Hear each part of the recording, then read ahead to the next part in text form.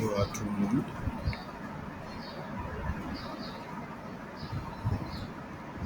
Encore bienvenue dans notre cours,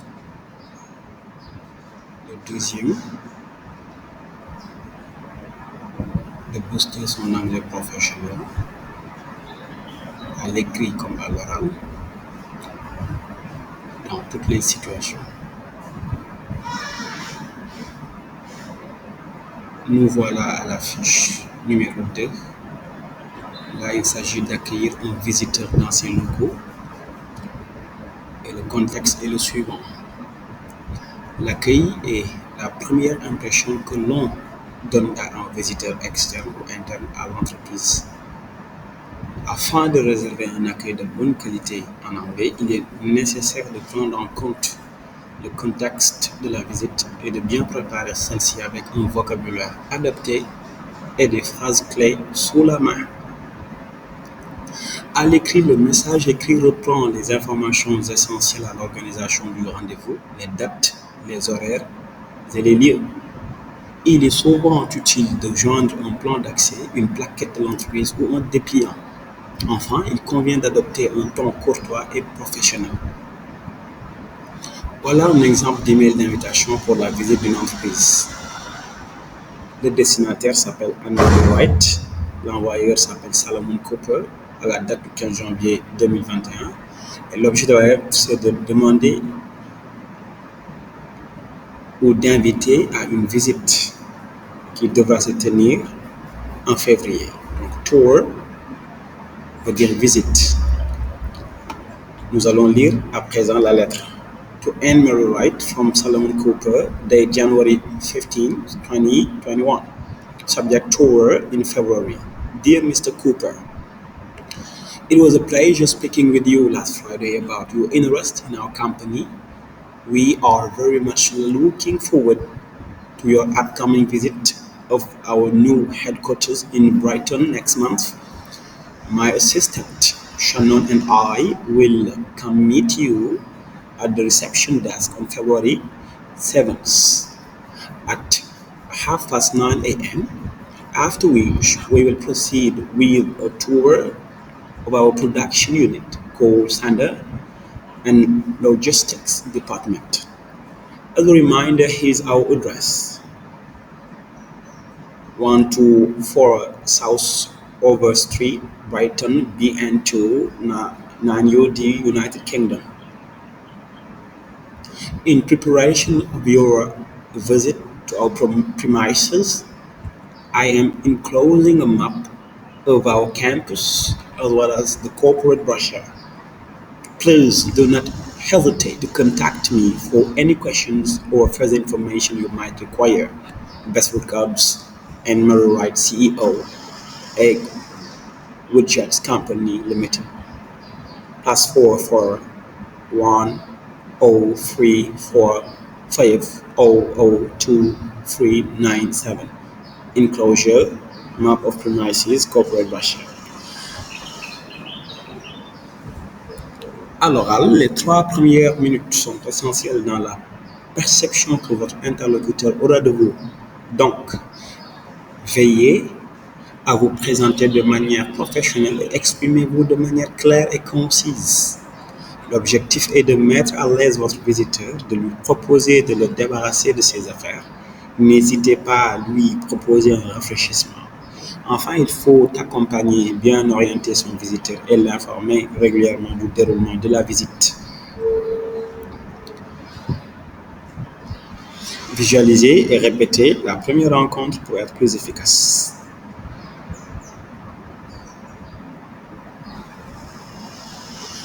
Donc, le premier contact.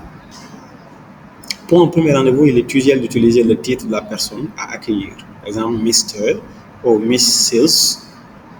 pour le premier rendez-vous. First contact. Hello, Mr. Hyans. It's a pleasure to meet you. Ou on peut dire nice to meet you. Donc, pour le first contact. Dès la deuxième rencontre, vous pourrez utiliser le prénom de votre interlocuteur, sauf si le visiteur est à un niveau hiérarchique supérieur au vôtre. Hello, James. It's a pleasure to see you again. second meeting or more. Hello James, it's nice to see you again. Mais attention, si l'interlocuteur est à un niveau hiérarchique supérieur au vôtre, il ne faudrait pas utiliser le prénom. C'est super de vous retrouver. Hello Mr. Hyans, I'm happy to meet you finally. Hello James, it's great to get you. Sinon, hello James, it's great to get together.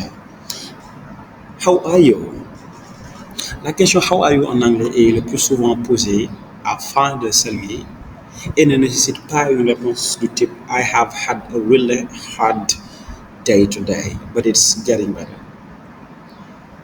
How have you been? What have you been up to? Mettre à l'aise votre visiteur. Make your visitor feel at ease. Can I take your coat? À noter que may est plus souvent soutenu, et donc plus professionnel, que can. May I take your umbrella? Would you like some tea? Would you like some coffee? Would you like some water? How do you take it? Black? With cream or sugar? Alors, attention à black. Attention à black. Le café, quand on dit black, c'est produit sans sucre.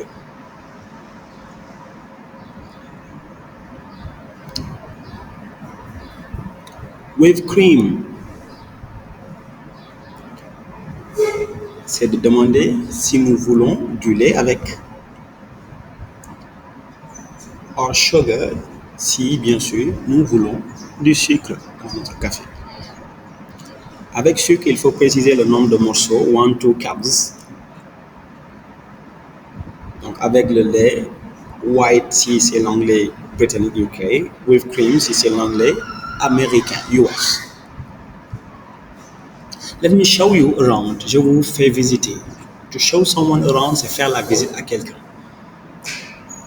If you need to use the restroom, if you need to use the bathroom, if you need to use the toilet, it's right over there. Donc, les toilettes, ça se dit the bathroom, the restroom, the water closet, WC, the lavatory, the washroom, the ladies' room, the men's room, the facilities, the toilet, uniquement quand nous sommes en anglais britannique. Des conversations informelles, making small talk. Alors pour briser la glace, c'est-à-dire le small talk permet de détendre l'atmosphère. Il sert à détendre l'atmosphère et à briser la glace. Il s'agit d'une brève discussion pour mieux comprendre l'humeur de son interlocuteur et trouver les points communs. Introductory remarks. How was your trip? Did you find your way all right? Did you have any problems getting here? Un petit compliment. Giving compliments. Il sert à mettre en valeur son interlocuteur et à lui donner de l'importance. Pour faire un compliment à quelqu'un, l'essentiel est de rester sincère. Éviter la flatterie car cela s'entendra. I really like your shoes. They are quite original. It was a pleasure exchanging with you over email. Your glass frames are quite stylish. Where did you get them? Trouver un point en commun. Des collègues que vous connaissez mutuellement peuvent vous donner un point de repère en commun pour briser la glace également, mais également pour lancer une conversation. Finding common ground. So I heard that you know Jessica from the marketing department. Where are you from? Cincinnati? My mother-in-law is from there. Des villes que vous avez visitées tous les deux ou des locaux de la même entreprise, mais dans un endroit différent peuvent servir de point de repère. I have been to your company's headquarters several times. Do you know Mr. Jackson? Donc, effectivement, des collègues que vous connaissez mutuellement. Attention, c'est la première impression qui compte. Comme on le dit souvent, you never have the second chance to make the first impression. Vous n'aurez jamais une seconde chance pour bien faire la première impression. Il faut prendre connaissance de la bonne prononciation du nom de la personne à accueillir, c'est important. Il ne faudrait surtout pas mal prononcer son nom ou son prénom. Mettre à disposition un plan des lieux, des locaux à visiter si besoin. Regarder son locuteur dans les yeux sans le fixer. soigner son apparence, sourire, parler clairement avec confiance et de façon audible, se renseigner sur les codes de comportement culturel qui est très important. Nous avons à présent un exemple de dialogue, qui est le dialogue numéro 3, making a small talk with a visitor. I'm Stephanie James. Hello, Mr. Hine. It's a pleasure to see you again. How have you been? Hello, Stephanie James. I'm fine. Thank you very much. And you? I'm good. Thanks. Why don't I take your coat? It's just a little warm inside than out. Oh, yes, of course. Here you go. Thank you. That's so kind of you. Here, let me give you my umbrella too, if you don't mind, right? Sure, no problem. So, did you have a good trip? It was raining in London too, wasn't it? I guess you didn't even have to put away umbrella during the flight.